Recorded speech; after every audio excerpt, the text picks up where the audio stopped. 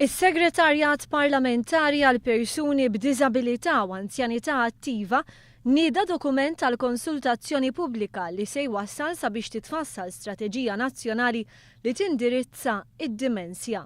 Strateġija bi pjan konkret li jibda mill-2015 u jkopri sal-2023.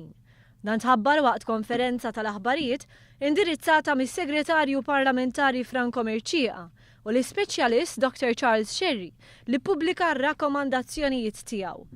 Fl-2010 f'pajjiżna kien hawn 5,200 persuna bid-dimensja.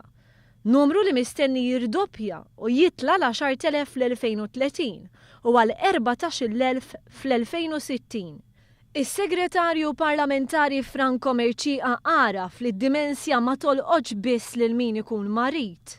Id-dimensja ma tafetwax biss lill-persuna imma tafetwa lill-familja kollha għaliex ovvjament l-informal carers f'dal każ ikunu jgħaddu minn perjodu diffiċli ħafna biex ikunu jistgħu l-ewwel nett jaċċettaw il-kundizzjoni tal-persuna li ħafna tagħhom u wkoll jgħinuha tgħix il-pjata ħajjitha bil-aħjar possibbli. Spjega li Malta se tkun is-16 il-pajjiż fid-dinja illi se tadotta strateġija. Barra minn hekk se nkunu wieħed mill-unika pajjiżi li se jissottometti l-istrateġija tiegħu għal konsultazzjoni pubblika.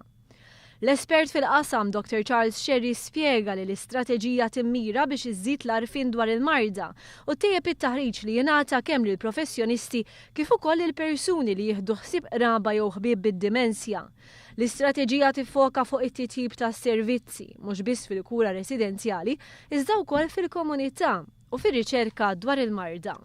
Fuq livell dinji, id-dimensja tiswa $600 biljun fis-sena.